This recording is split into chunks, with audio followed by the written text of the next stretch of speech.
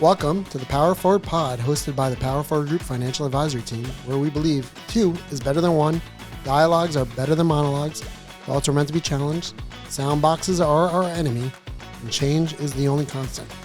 So, we're excited to have a new guest here today. Bobby, you want to introduce our guest? Yeah, absolutely. How you guys doing today? Not bad. Good. It's hot good. out. Gavin, great to finally meet in person. Thanks for joining us today. So for all of our listeners out there today, we have Gavin Colaco with us. Gavin is, quick background on him, he's a partner at Fragomen, which is a global law firm that specializes in immigration law with over 6,000 professionals spanning over 60 offices worldwide in 6 continents. I thought that was pretty crazy, pretty cool. A lot of sixes in there. Yeah, a lot of 6s.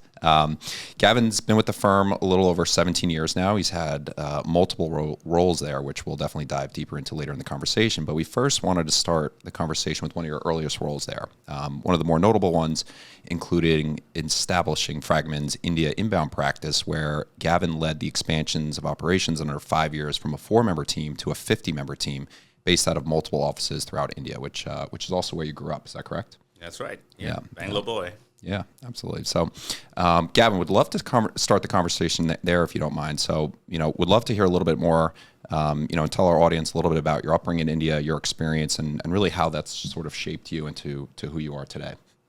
Sure. Well, thanks first and foremost for having me and really giving me the opportunity to talk a little bit about myself, right?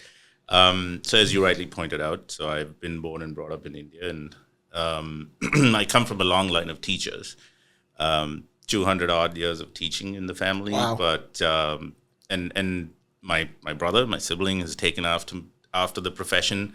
Somehow I was asked why I didn't, and yet every time I work with someone, they say that I have a good teaching approach, and so sometimes you project what you want, I guess. That's just me, and so yeah, long line of teachers, went to the same school where my grandparents taught. My brother teaches now from an alma mater perspective. Really, when I first graduated, I'll confess, I really wasn't keen to be a doctor. I wasn't keen to be an engineer. And in those days in India, a doctor or an engineer were the 2 sort of most sought after professions. And after that, people just figured it out. So I have to say I really started trying to figure it out almost. And Was there pressure from your parents to be a doctor or engineer? No, not at all. In fact, that's what made it sort of easier, right? So I guess being teachers, they saw, my dad wasn't a teacher. My mom was, my grandparents were, my grand aunt and uncle, my aunt, my mom's sister. So I guess between all of them, they kind of saw that people could go and do what they needed to do. So I really didn't have the pressure. And that sort of made it a little easier to find my zone. And I did try different things. I, like most boys of the age, had the flights of fancy, right? Pilot, sailor, all of those kinds of things. But if I look back at how I came to be where I was, it was a pretty interesting set of circumstances that brought me to where I was, and each one of them combination of disappointments and, at the time, decisions that had sort of far-reaching consequences in a very positive way, but unbeknownst to me at the time, right? So in other words, it's more of, yes, while there was a broad plan, it wasn't necessarily an orchestrated plan for the decades to come, right? But you were on that journey. We were on a journey. And so, how did I find myself at Fragomen? Well, that was sort of my second stint in the immigration space. My first was with one of the largest IT companies in India, leading their immigration team. Half of that was actually spent in the U.S. My first trip to Boston, my first home in the U.S. at that time. And again, magically, I met people at Fragomen that then ultimately came to hire me, and were my sort of first mentors in the firm. So I joined the firm in India.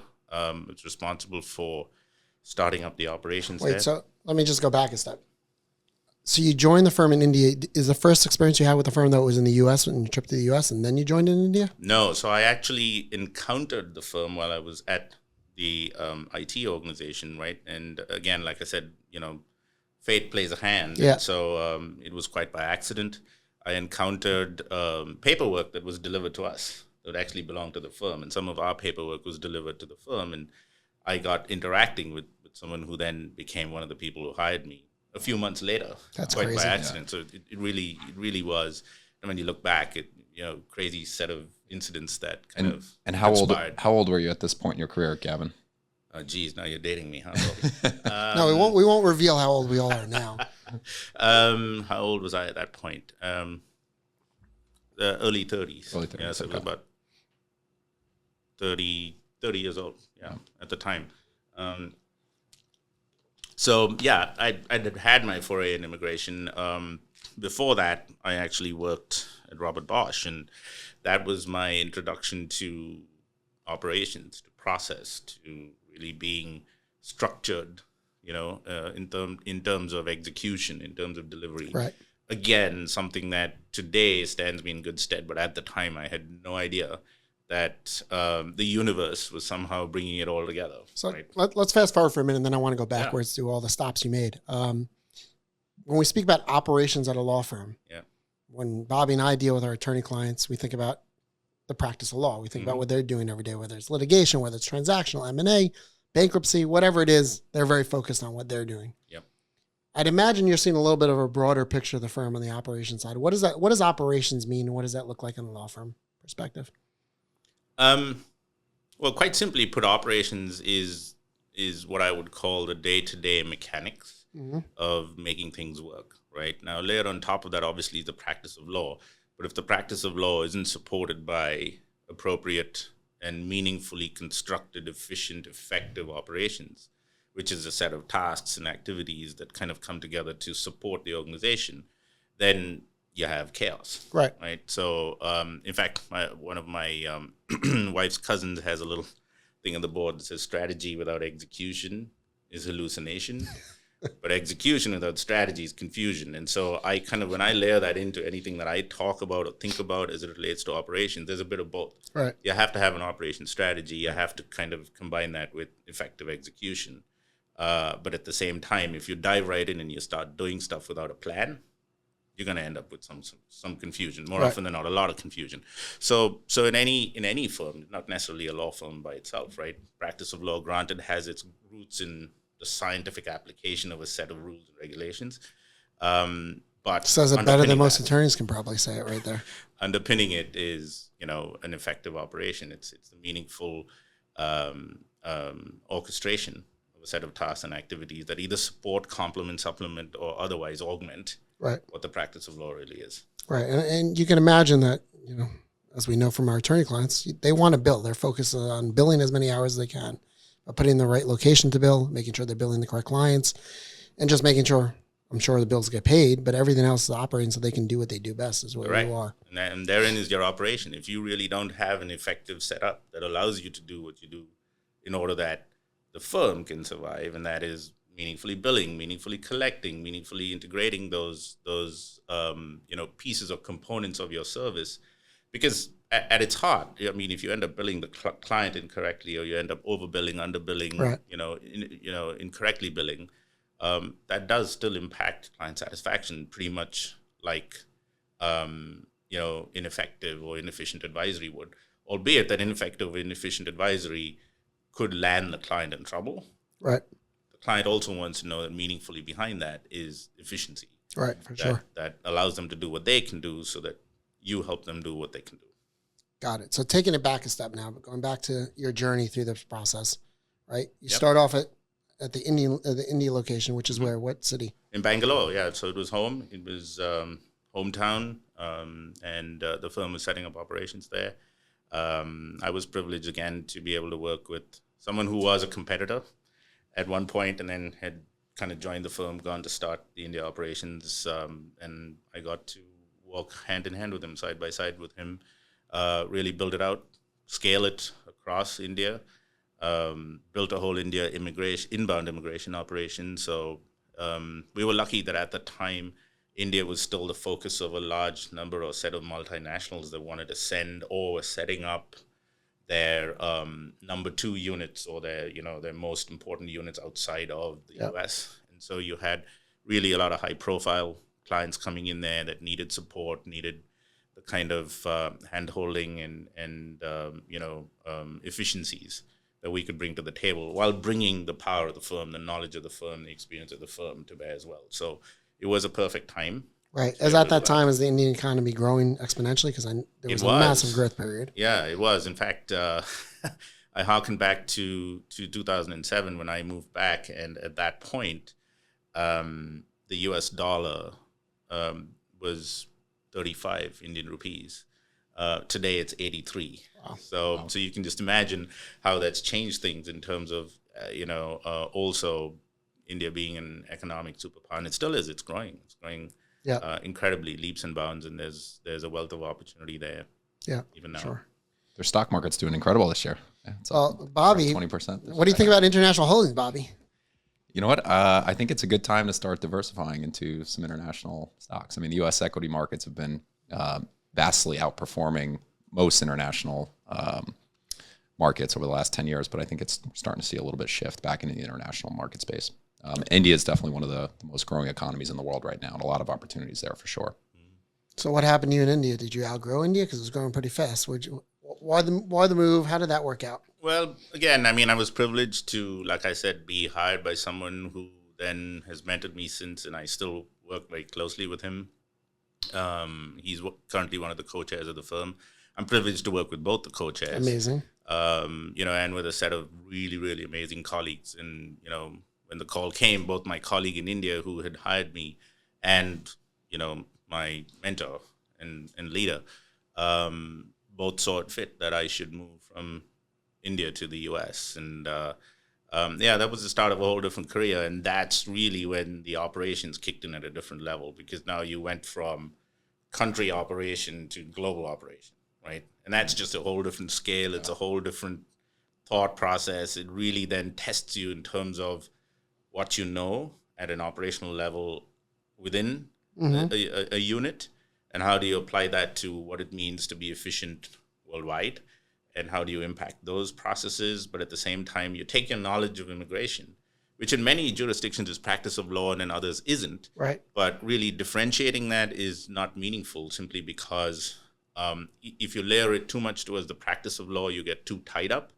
But if you don't layer enough of the practice of law into it, then you could very well just commoditize it to an extent that it doesn't hold value anymore. And so there's always this fine balance, and underpinning all of that is a really strong operational construct that needs to be built. So pausing on your own immigration yeah, for a minute. Now you yourself are immigrating, right? Immigrant. Yeah. We meet all the time. We're meeting LLMs from abroad who are coming to the United States to practice law. Through different administrations and different changes, sometimes it's more complicated than others to process their immigration. What was that process like for you when you came over? In terms of green card, in terms of just citizenship status, how did that work? 5-letter word, super lucky, right? And I'll tell you why. Again, right place at the right time. A lot of things just kind of came together, both in terms of the people who supported my career, as well as being in the right place at the right time. But it was a journey that I had supported so many others with, that, it really was great to be able to then live the journey. But through that, I think there was another thing that actually happened. Because from the US, I did go to South Africa, and I then encountered people who needed to live that journey. So by virtue of having walked the path myself, I was able to really work with them at a different level, right? Because sometimes when you come to a lawyer, there is that sort of, and I'm not a lawyer, but again, when you come to a law firm, you've got that sort of separation between the other ones who know and I'm the one who needs. Yep. But when you really make an impact is when you say, I'm with you because I have walked your footsteps. I've walked the footsteps. Here are the pitfalls. Here's what I think you should do. That really resonates, and that makes a whole difference. Sometimes when it comes to client service and how you work with people. But coming back to my own immigration journey, magical, I would say. Really had the best of timings, the best of times in the processes, and there are so many people who struggle through the immigration journey for a variety of reasons. It's bad timing, it's policy, it's legislation that works against them sometimes. I know friends of mine who literally came here much before I did, and still haven't gotten to where they need to be. We've just been very privileged. So I have to say, having the best law firm, immigration law firm in the world, go. Yeah. working for them, but So walking you the journey. didn't pay. You'd have to pay fees, right? That was complimentary. No comments on that. No. Obviously, the firm took care of me in every way. So Gavin, yeah, sticking with that for a moment.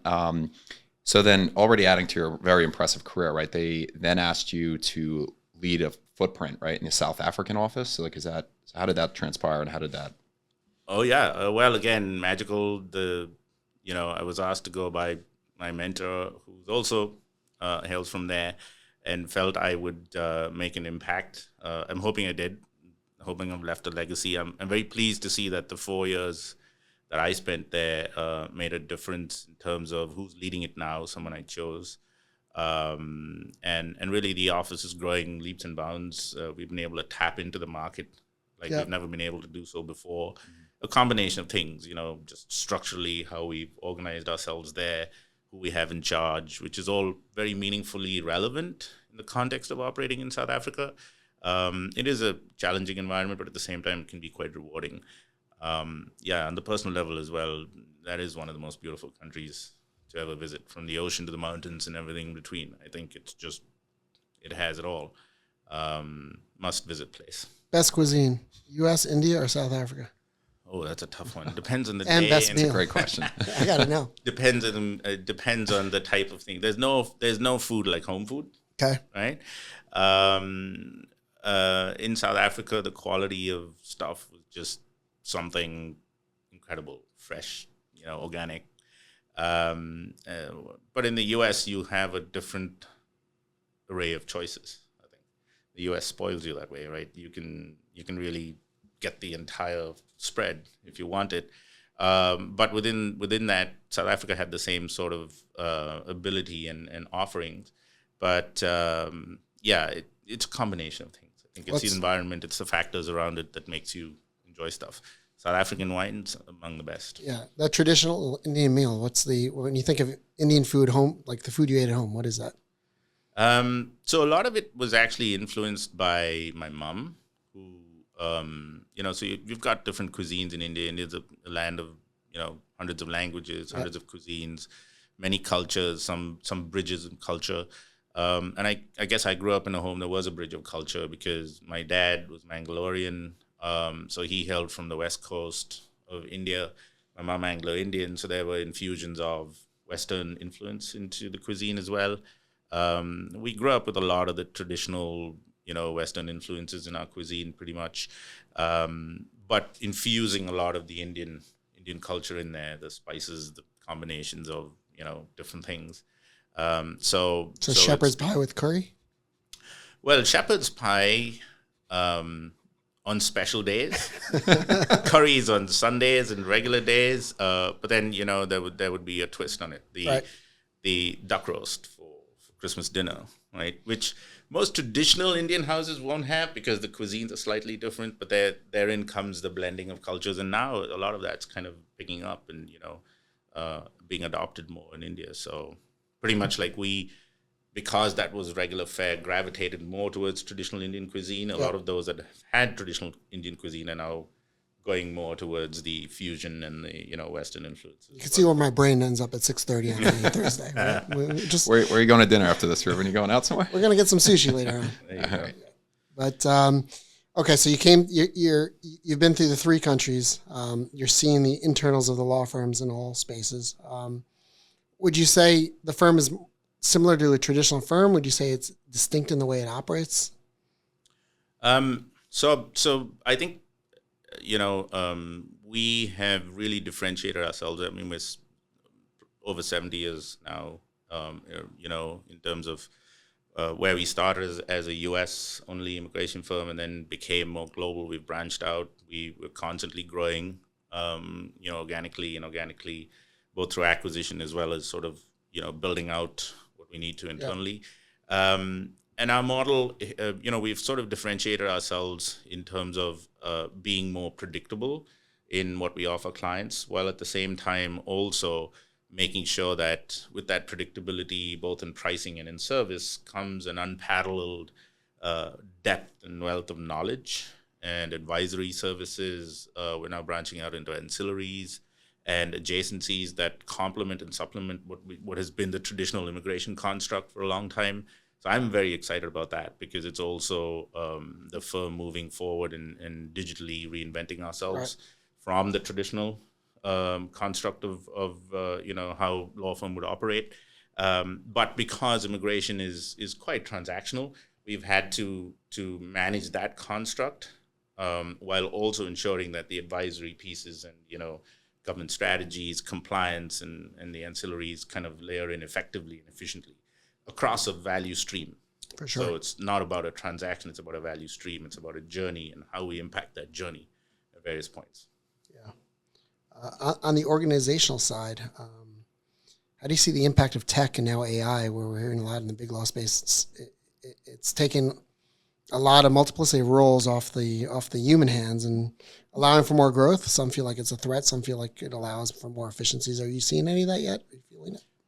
There's no doubt that every organization has to look to the future, right? And part of that is really to envelop these emerging technologies in a meaningful way. But I think especially with things like AI, it's important to think about it in terms of its responsible application. And that's both from the point of view of how to use it ethically, how to use it meaningfully and efficiently, how to upskill your workforce to envelop AI into their day-to-day, which means therefore, pivoting from the traditional worker to more of a knowledge worker, a more skilled worker that leverages technology to do some of the more highly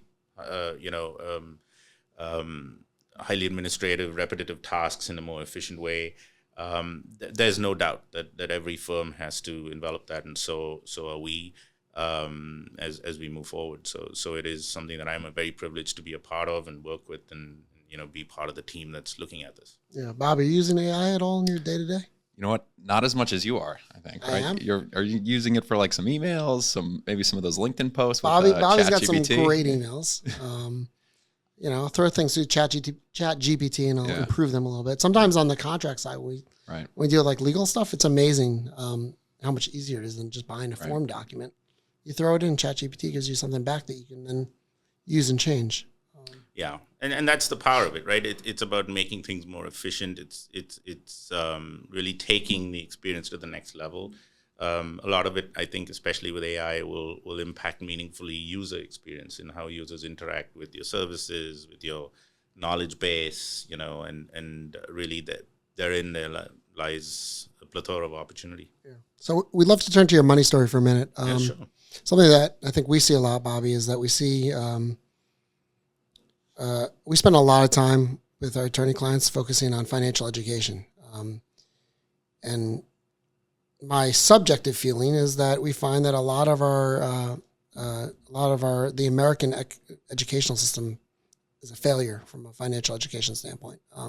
Can't tell you how many clients we deal with have no idea, even sometimes what the difference between a stock and a bond is. And that's not the individual's fault.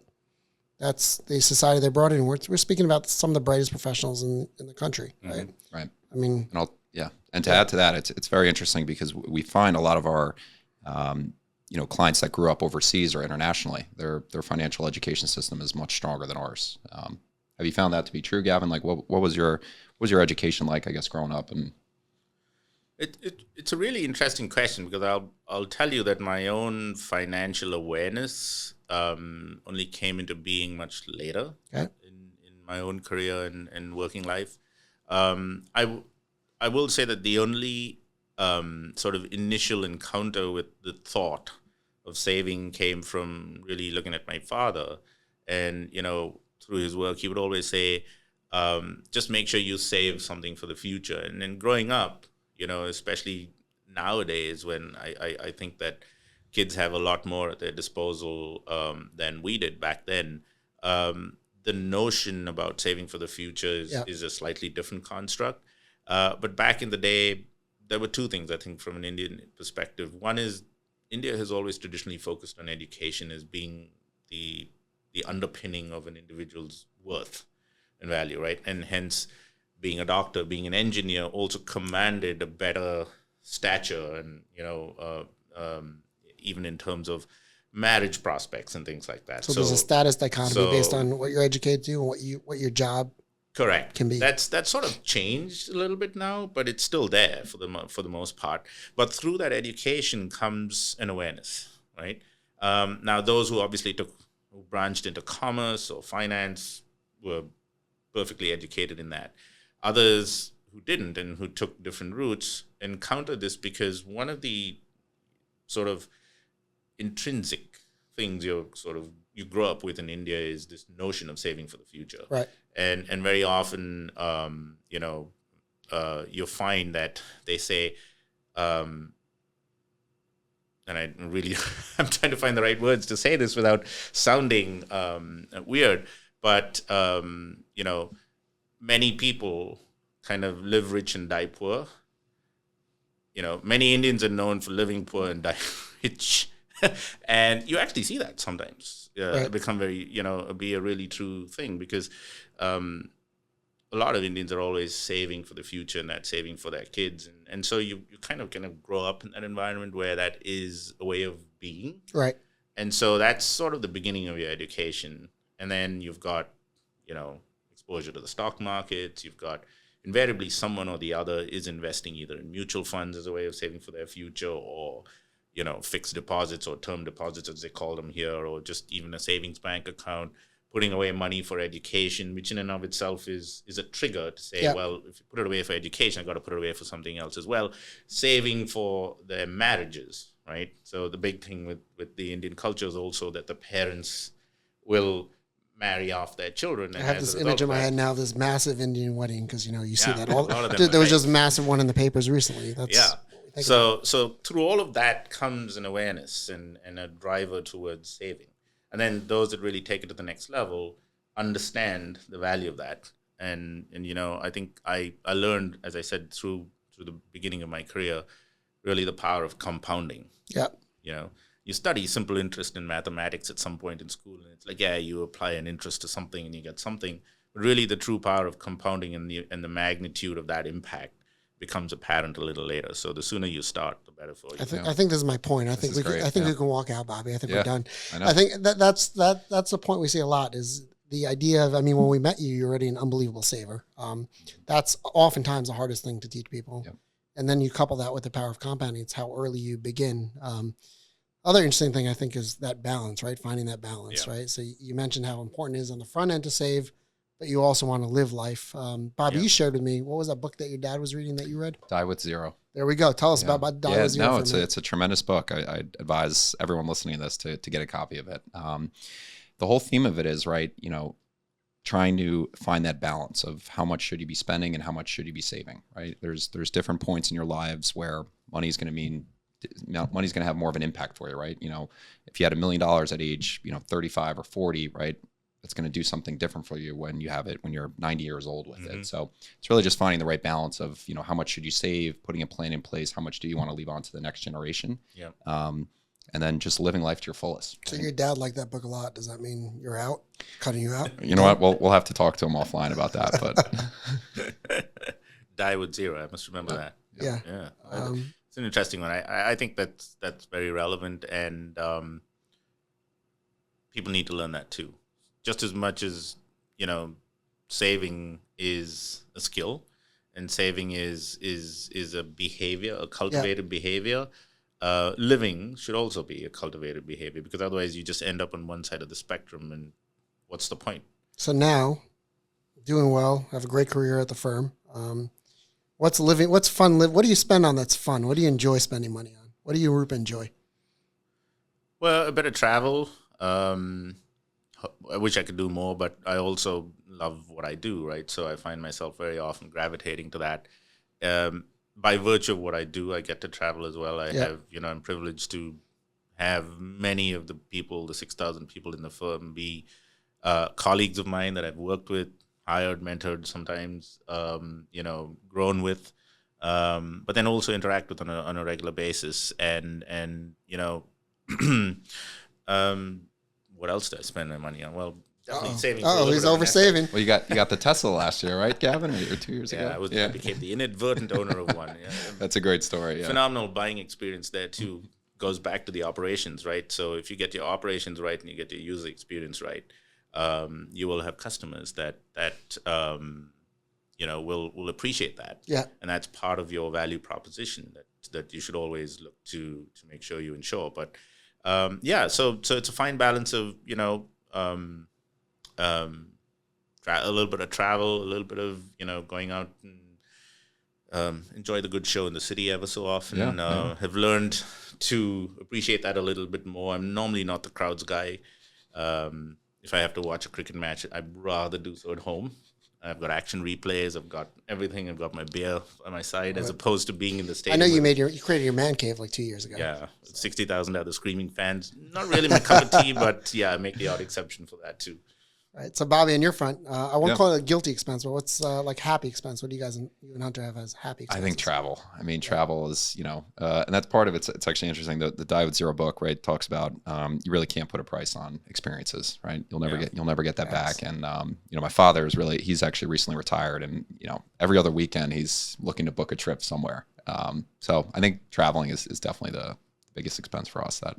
Yeah, you raise a valid point, and I've actually learned to appreciate that more from my wife, Rupa, right? When she said, it's not necessarily about where you go, it's also about the experiences, right? And what are the memories you create. Yeah. I'm not a big photo person either, so you'll find that on most of our trips, we don't take very many photos. We commit to memory, the experiences. Mental photos, there you go. Yeah. Those are the things that kind of live on, right? The indelible memories. And so we've also been lucky in that regard, having lived on different continents, traveled by virtue of where we've lived and worked. Yeah. It's been phenomenal. Yeah, I was thinking about that recently. For us, I think it's family trips and travel as well. But I think it's the whole experience. I was driving my kids in the car. I can't remember where we're going, but I had one of those recollections that you can smell of my childhood. And me in the car while my parents are driving. And I think we're going skiing, so we're driving from New York to Vermont. And when you think about what that experience is as a child, you just get ferried. You're all there as a group, me and my two siblings there in the back of a car. I don't know what we're doing, but you're in this 5-hour road trip, and the road trip itself is the experience, right? Yeah. Sure, the skiing is going to be great, but just getting there is the experience, and that's the memories. It's all about the journey. Right? That's right. Yeah. Again, was it Aerosmith, right? Part of their song Amazing, life's a journey, not a destination. Very often we get focused on the destination. Sometimes you've just got to take the journey. On that note, we need some good Aerosmith takeaway music, so McKay will get that into the podcast. But we're so happy you joined us today, Gavin. We're happy you came to the city to see us, and he was really here for a conference, and he made some time for us. It was great, Gavin. Yeah, great to finally meet you in person, and thank you again for this. This has been awesome. Well, thank you both. I've also been privileged to work with the both of you, and I think you guys found me, and it's been great so far. So I appreciate your help in working with us as we try to focus on our future and really keeping that balance. That's right. There you go. Build a man cave and save for later.